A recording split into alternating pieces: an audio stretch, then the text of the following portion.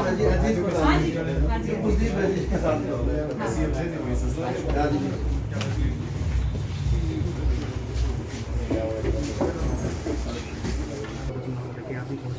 कहना है? देखिए, बड़ौदा उपचुनाव जो है हमारे साथी रहे बहुत ही वरिष्ठ कांग्रेस के नेता थे। श्री कृष्ण हुड्डा जी के देहांत के बाद ये सीट जो है खाली हुई है जिस पर उपचुनाव हो रहा है। पारंपरिक तौर पर ये कांग्रेस पार्टी की सीट रही है और आदरणीय चौधरी भूपेंद्र सिंह हुड्डा जी ने, हमारे भाई सांसद दीपेंद्र हुड्डा जी ने, और यहाँ पर बहुत से विकास के कार्य भी हुए और ये परिवार जैसा हमारा ये क्षेत्र है। क्योंकि यहाँ पर उपचुनाव होने वाला है, उसके लिए सभी दल अपनी ओर से प्रयास कर रहे हैं, लेकिन कांग्रेस पार्टी का जैसा हमें दिशा निर्देश दिए गए हैं, जब डेट आएंगी तब आएंगी, उससे पहले हम लोग बड़ौदा उपचुनाव में जितने भी हमारे गांव हैं, जितने पूरे क्षेत्र के सभी हमारे साथी हैं, केवल आज हम लोग उसकी एक शुरुआत कर रहे हैं। पहले भी इसकी शुरुआत हुई है। गांव में जाएंगे, यहाँ की जो भी भारतीय जनता पार्टी से जिस प्रकार से पूरा प्रदेश त्रस्त है, और बड़ौदा विधानसभा क्षेत्र भी कोई हल्का है, ये केवल इनको जब उपचुनाव की बात आई है तब याद आया है।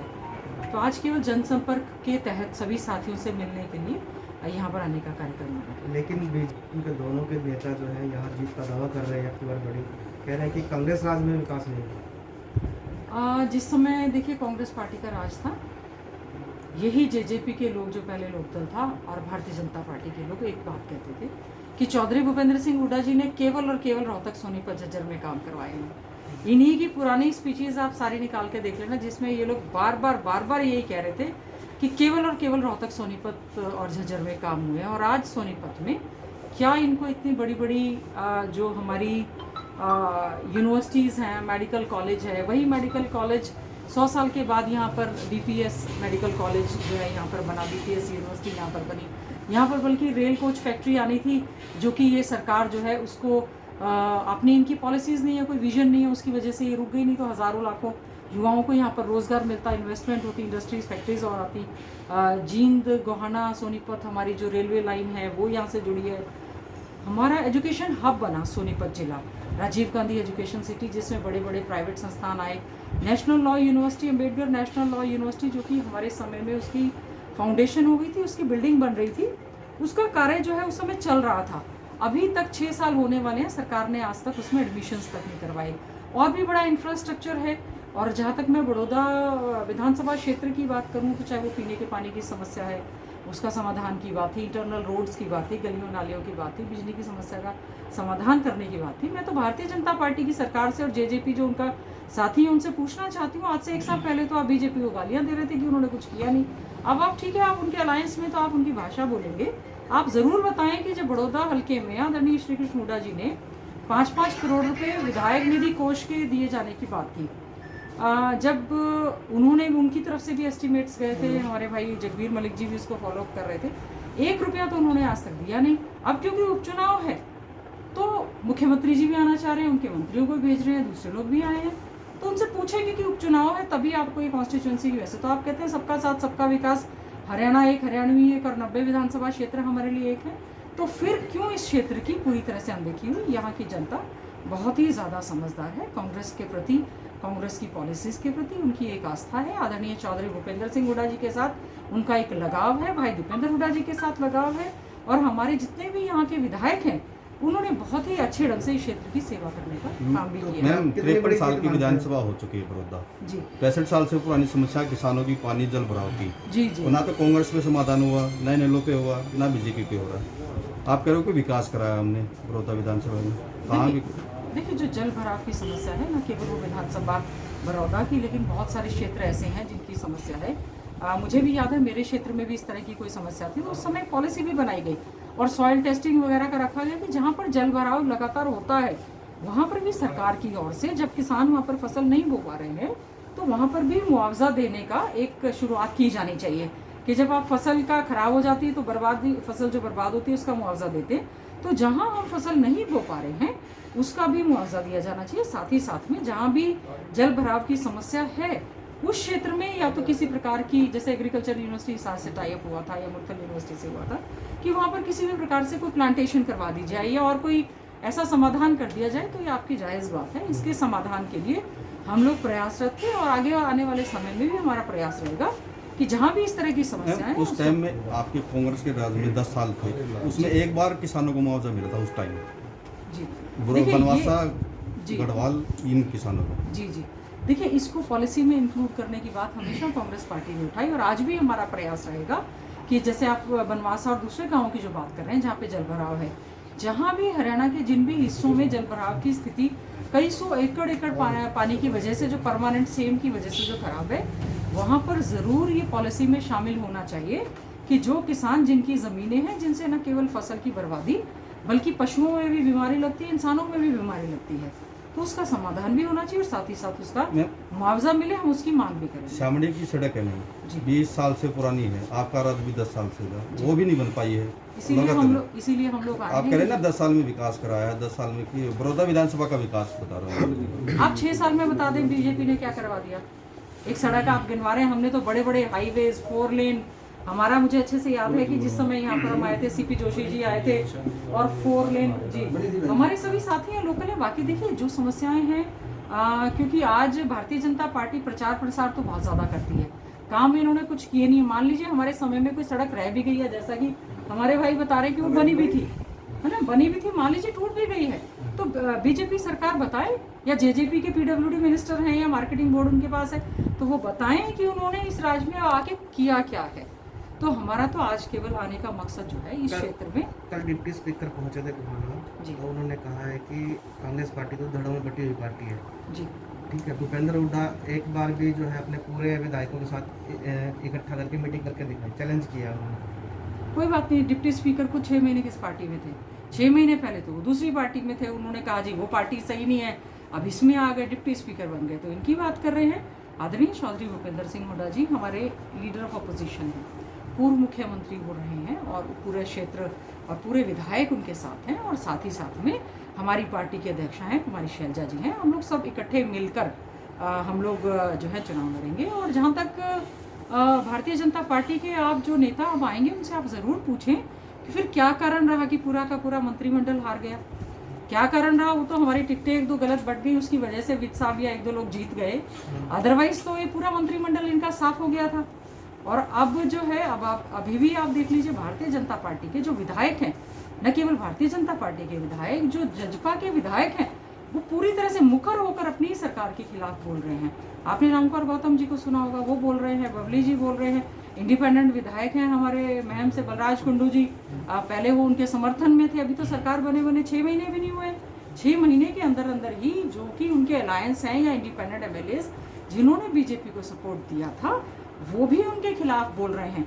तो लोकतंत्र में अपनी, हमारे यहाँ के इंटरनल डेमोक्रेसी है, पार्टी में हर एक व्यक्ति को अपनी बात कहने और सुनने का मौका मिलता है। मैम कैंडिडेट बड़ौदा से होगा या आपकी बार भी बाहर से कैंडिडेट आएगा? देखिए जहाँ तक पार्टी कैंडिडेट की बात है, इसकी जुडिक्शन जो है वो हमारे कांग्रेस पार्टी की हाईकमांड, जो भी फैसला हमारा कांग्रेस पार्टी का हाईकमांड लेगा, एक प्रक्रिया है, जो भी पैनल होगा, जो भी बात होगी, हम लोग तो एक कार्यकर्ता की तरह, हमारा जो पार्टी का निशान है, हाथ का सिंबल है, हमारा जो भी कैंडिडेट आएगा हम लोग उसके लिए वोट मांगेंगे और उसी के लिए चुनाव पूरी तरह से लड़ेंगे। कैंडिडेट जो है, जैसा भी आदरणीय चौधरी भूपेंद्र सिंह हुड्डा जी, पार्टी, हमारा हाईकमांड जो भी कैंडिडेट देगा वही हमारा कैंडिडेट। जो जिस तरह से आपने कहा कि गठबंधन में दरारें हैं जी, तो क्या लगता है टूट सकता है गठबंधन? देखिए आगे होता है क्या, जब इनको राजस्थान जैसी हमारी बनी हुई चुनी हुई सरकारों पर, वो चाहे राजस्थान हो, चाहे कर्नाटक हो, चाहे मध्य प्रदेश हो, भारतीय जनता पार्टी ने कभी भी लोकतंत्र की हत्या, जिस प्रकार के हथकंडे अपनाए हैं, इनका संविधान में कतई भी विश्वास नहीं है। लोकतंत्र की हत्या करने का काम किया, चुनी हुई सरकारों को गिराने का काम किया है, तो यहाँ पे कुछ ना कुछ तो ये करेंगे ही। तो जिस तरह से क्या पूरी अमला जमला यहाँ पूरा इसका जो आप कह रहे हो लोकतंत्र की हत्या का मामला, तो बड़ौदा चुनाव में भी इस तरह का देखने मिल सकता है? देखिए जहाँ तक बड़ौदा का जो उपचुनाव है, वो तो 100% ये तय है कि कांग्रेस पार्टी इसको जीतने जा रही है और बहुत ही अच्छे मार्जिन से हम लोग जीतेंगे। और जहाँ तक जजपा और भारतीय जनता पार्टी के अलायंस की बात है, अनूप धानक जी को मंत्री बना रखा है। आप में से बता दें क्या महकमे है, कोई जिले में कोई दफ्तर नहीं, 5 करोड़ का उनका बजट नहीं, कोई स्टाफ नहीं, लेना नहीं देना नहीं, एससीज के साथ भत्ता मजाक करने का काम किया है। और खुद जो है उनके उप मुख्यमंत्री हैं, 12 महकमे हैं। क्या मुख्यमंत्री जी को नज़र नहीं आता कि एक शेड्यूल कास्ट अगर मिनिस्टर आपने बनाया है तो ऐसे महकमे तो दे दें कम से कम कि वो काम चला पाएँ। तो इनका तो देखिए कहने की बात इनके कुछ है, इनके जितने भी वायदे हैं, चुनावी वायदे हैं, वो सारे के सारे जो हैं जुमले साबित हुए हैं। और आने वाले समय में भी ये तो नामकरण, नाम इसका उधर से बदल दिया, उसका नाम इधर से बदल दिया। अब देखिए राम जन्मभूमि पर राम मंदिर निर्माण की बात है, सुप्रीम कोर्ट से फैसला आया है। राम मंदिर के हम खिलाफ नहीं हैं, लेकिन आज के समय में, कोरोना जैसी महामारी के समय में, जहाँ पर बड़े बड़े हॉस्पिटल्स बनाए जाने की आवश्यकता है, जहाँ पर कोविड-19 स्पेशल सेंटर्स बनाए जाने की बात है, जहाँ पर पीपीई किट देने की बात है, जहाँ पर अच्छे मास्क और सैनिटाइजर देने की बात है, वहाँ पर ये सरकार जो है किसी मुद्दों से भटकाने का काम इस सरकार का है। लेकिन हमारी बड़ौदा की जो महान जनता है, हमारे सभी साथी जो यहाँ पर अभी जो आए हैं, सभी समझदार हैं। वो ये समझते हैं कि भारतीय जनता पार्टी का हिडन एजेंडा क्या है। दिखाने के हाथी के दांत कुछ और है, इनके खाने के कुछ और हैं। इन्होंने जो भी वायदे किए थे, चाहे वो 5100 पेंशन देने की बात कही थी, 2-2.5 लाख रुपया, 2-2.5 लाख रोजगार देने की युवाओं को जो बात कही थी, 2.5 करोड़ रोजगार जो है पूरे देश भर में देने की बात की थी। आज आर्थिक मंदी के दौर से हमारा पूरा देश, हमारा प्रदेश जो है वो जूझ रहा है। जीडीपी हमारी 3% से भी नीचे आ गई है। और आज जो है आप रोजगार देने के बजाय रोजगार छीनने का काम कर रहे हैं, रोजगार से निकालने का काम कर रहे हैं। जितनी भी फैक्ट्रीज इंडस्ट्रीज थी वो जो है ज़्यादातर बंद होने की कगार पे है। कोरोना की वजह से हमारे ज़्यादातर लेबर जो है माइग्रेट यहाँ से कर चुकी है। कितनी बुरी भद पिटी है। अगर ये सरकार, जिस समय अनलॉक 1 हुआ था, अगर ये प्रधानमंत्री जी या हमारे मुख्यमंत्री जी उनको ये आश्वासन दे देते कि आप लोग अपने जगह से डिस्प्लेस मत हो, मत चलें, हम आपकी व्यवस्था खुद करवाएंगे। आपने जो है ऐसा जुलूस निकाला है लोगों को, ये महामारी उससे बढ़ी भी। जिस समय 500 कोरोना के केसेस थे, आपने पूरा का पूरा देश बंद कर दिया। आज करीबन 13 लाख केसेस आ चुके हैं, 30,000 से ज़्यादा डेथ हो गई है। डेली 50,000 केसेस आ रहे हैं, तो आपने जो है वो पूरा देश खोल दिया। और आज हमारा जो आर्थिक मंदी का दौर चल रहा है, उसमें कह रहे हैं जी कि आत्मनिर्भर बने, आत्मनिर्भर बने। आप पक्के कर्मचारियों को भी तनख्वाह दे नहीं रहे हैं, कच्चे कर्मचारियों को आप निकाल रहे हैं, एडहॉक वालों को आप निकाल रहे हैं। अभी पीछे केडीबी के कर्मचारियों को इन्होंने निकाल दिया, टूरिज्म के कर्मचारियों को निकाल दिया। और मुख्यमंत्री जी ने कह दिया कि 1 साल तक हम भर्ती नहीं करेंगे। जो हमारा युवा जो है वो तैयारी कर रहा था, एकदम से उन्होंने उनके पेट पर लात मारने का काम किया है। तो हम सरकार की कड़े शब्दों में निंदा करते हैं कि अभी 1 हफ्ता भी नहीं हुआ था कोरोना की वजह से लॉकडाउन हुए, सरकार तो कटोरा लेकर खड़ी हो गई। 5-5 रुपए स्कूल के बच्चों से लेंगे, किसानों से जो है वो अनाज लेंगे। तो सरकार अभी तो मार्च में, फरवरी के एंड में बजट पास हुआ था, इन्होंने कहा था हमने इतना बजट हमने दिया है। तो फिर क्या कारण है कि बजट पास होने के हफ्ते के अंदर अंदर इन्होंने इतना क्राइसिस क्रिएट कर दिया। सभी विधायकों की चली कोई बात नहीं, तनख्वाह काट दी, कर्मचारियों की काट दी। तो सरकार जो है आज केवल और केवल सारा खर्चा पब्लिक रिलेशन डिपार्टमेंट में, केवल और केवल प्रचार प्रसार में कर रही है।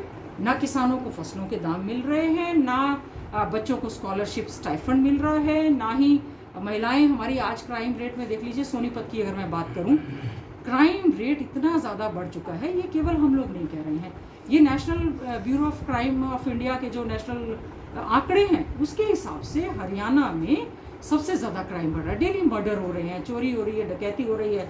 और महिलाओं के प्रति बढ़ता हुआ अपराध जो है उसमें हरियाणा एकदम से आगे जाता जा रहा है। और जो मुख्यमंत्रियों की रेटिंग हुई थी, आपने देखा होगा, पूछना जो मुख्यमंत्री जी आएंगे कि जो एक रेटिंग हुई थी उसमें आप सबसे नीचे कैसे आ गए। अगर आपने इतने ज़्यादा कार्य किए हैं तो आप कह रहे हैं ईज ऑफ डूइंग बिजनेस में हम लोग बहुत ज़्यादा आगे हैं। और हमारे भाई अभी जो पीटीआई के लिए बता रहे थे, देखिए पीटीआई 1983 जो हमारे समय में जिनकी भर्ती हुई थी, ठीक है कि सुप्रीम कोर्ट ने उनको निकाले जाने के आदेश दिए हैं। सुप्रीम कोर्ट के बहुत सारे ऐसे मामले थे जिसमें फैसला हम लोगों के हक में, जैसे कि SYL का मुद्दा जो कि हमारी लाइफलाइन है, वो हमारे हक में आया था। और लाइफलाइन जो हमारे हक में था उसको तो सरकार एग्जीक्यूट करवा नहीं पाई। और बहुत सारे ऐसे सुप्रीम कोर्ट के फैसले हैं, हम सुप्रीम कोर्ट का आदर करते हैं, लेकिन सरकार ने जिनको रद्दी की टोकरी में डालने का काम किया एकदम से, क्योंकि सरकार ने ये केस सही ढंग से परस्यू नहीं किया।